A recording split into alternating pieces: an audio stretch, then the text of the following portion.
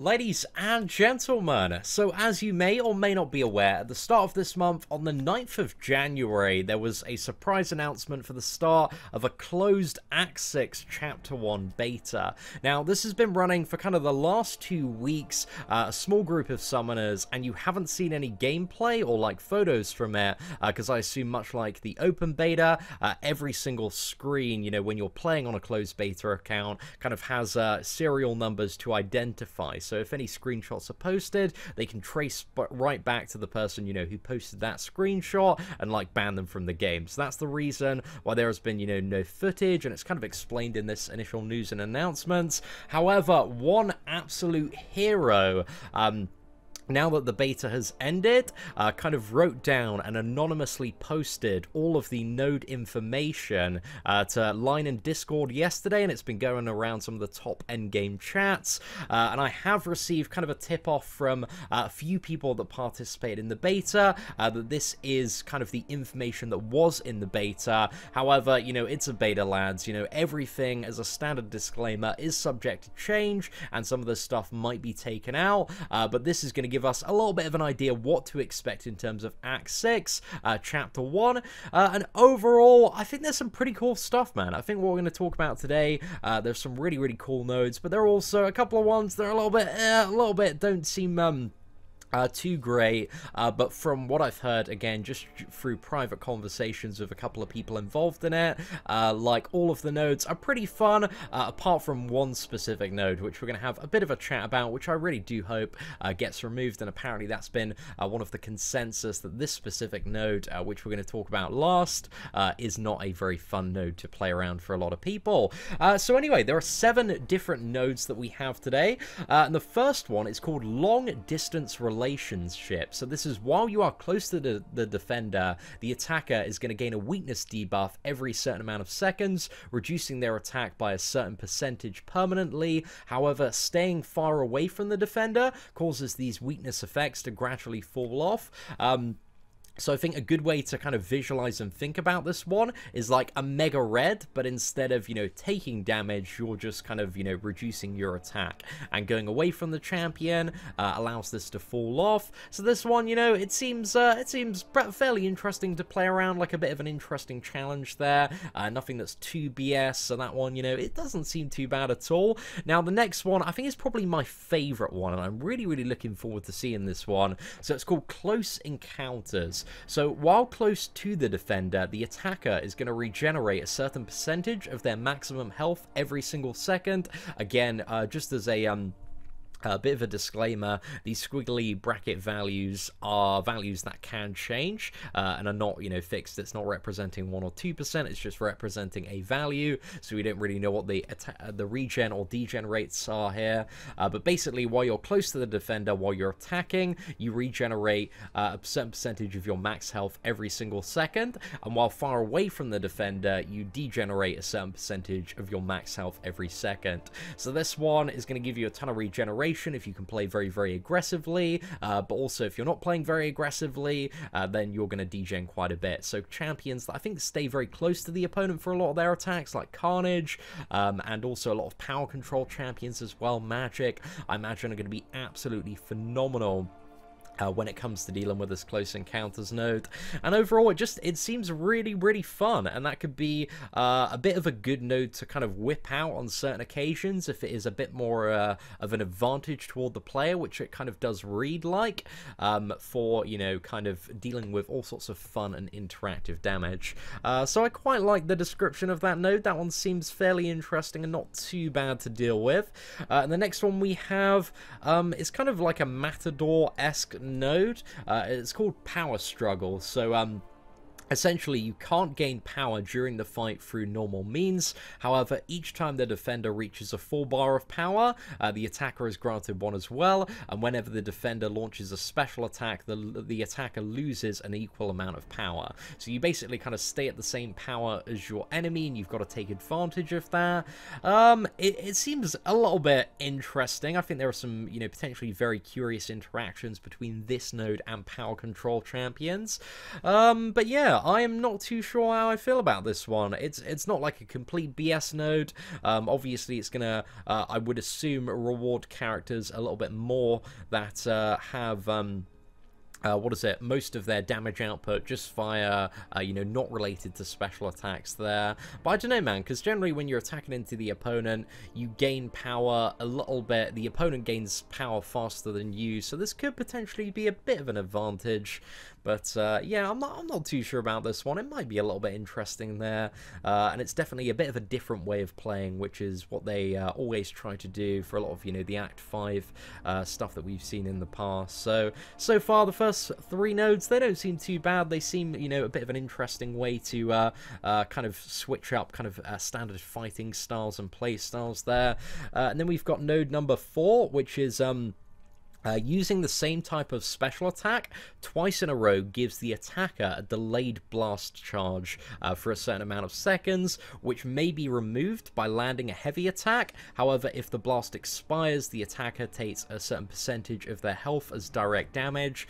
So this one is a little bit interesting, and I imagine the design is to stop you from using the same special twice in a row, essentially, to get you to mix your special attacks a little bit up. So this one seems, you know, maybe a little bit fun there. So yeah, I'm a little bit curious to that, but also you do have the option, if you are playing a champion where you maybe want to use, you know, the same special attack all of the time to throw a heavy attack and remove it. Obviously, this might be a little bit more difficult to pull off in stun immune matchups, but it doesn't seem too bad. I like this mechanic because there's damage, there's a penalty, but there's also a way to play around it as well. So Hurt Locker seems like a fairly interesting one there. Doesn't seem like it's going to be too bad to deal with. Now, the next one is one of those nodes that's kind of an advantage if you're playing well, but it's going to massively screw you over if you cock up. So this one is Combo Party. So for every hits on your combo meter, you're going to gain a permanent cruelty buff, granting a certain amount of crit damage rating. However, if you get struck, you're going to lose all of the cruelty buffs if their combo meter is lost, and you take a certain percentage of the defender's attack as direct damage for each cruelty buff removed this way.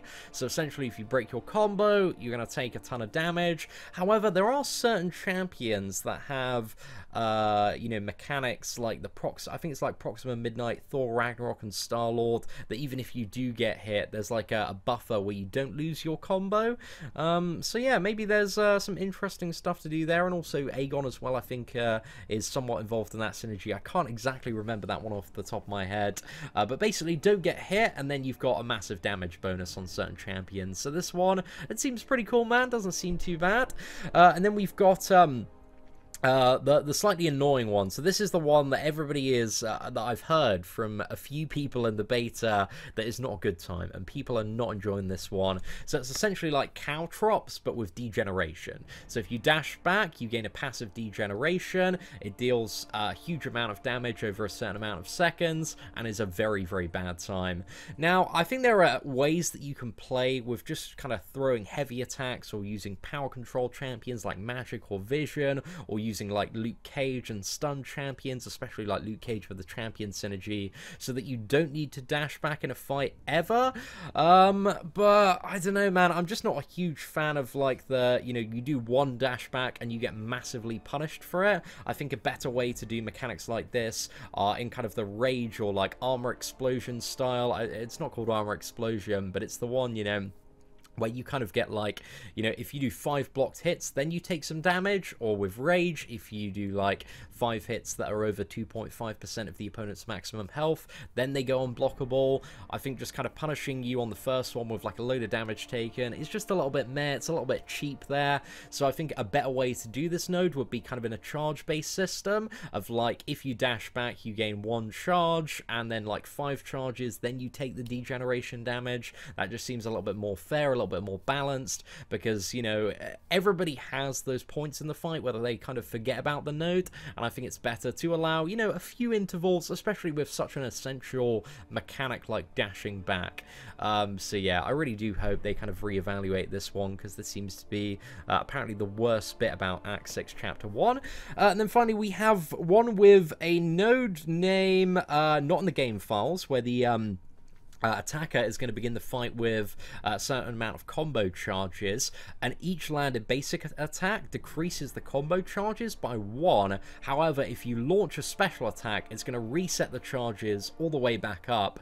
However, if all charges are removed, they are reset, and the attacker suffers a passive degen equal to a certain percentage of the defender's attack rating over a certain amount of seconds. So this one is basically use special attacks. It seems a little bit interesting. Doesn't seem like too bad to deal with. You just need to make sure that you're not, you know, holding special attacks for a really, really long amount of time, and it's kind of forcing you to throw them off. But yeah, I'm not really too sure exactly how that one is going to turn out in practicality, but it doesn't seem too bad to play around with, and I imagine champions with like power gains, such as like Carnage Blade, Hyperion, are going to be very, very advantageous for a node like this. So overall, that is a bit of a first glance at what we might be expecting in Act 6. Again, as a standard disclaimer, this stuff could change drastically between now and the release of it, but I have a feeling a lot of this stuff is probably going to stay very, very similar, and there is always the chance that this is, you know, fake news, fake information. Just want to put that out with kind of any leak source, just so, you know, it's not 100% solidified is always the thing to keep in mind there. But yeah, overall, it seems pretty cool for the most part. Like, obviously, Act 6 is going to be a big challenge. There are going to be some hopefully really, really nice rewards associated with it as well. So yeah, I'm looking forward to it, and I think in terms of the Act 6 release date, I'm kind of expecting it for like either next month or the month after. Ideally, I think kind of mid-February would be the best time for them to release Act 6, just because I think there's going to be a bit of a content drought like mid-month, but then the month after we've got the Captain Marvel movie, but there might be, you know, something to coincide with the first chapter of Act 6 with like a big Captain Marvel event as well. So I think there are a few directions they can take it, but I think because they've had the Act 6 Chapter 1 beta at the first half of this month, then they're probably taking a bit of time to evaluate it in the next week or so, and then they might put it in the next build, but it's not going to come out, I would assume, before the end of the month, because they've still got to build it in to the current, you know, Marvel Contest of Champions client. So yeah, I'm a little bit interested to see what actually turns out to happen with Act 6, but I'm very excited for the live streams as well. But anyway, ladies and gentlemen, hopefully you enjoyed this Act 6 leak nodes discussion. If you did, feel free to smash that like button, that'd be greatly appreciated. Aside from that, thank you very much for watching, take care, and have an absolutely fantastic day.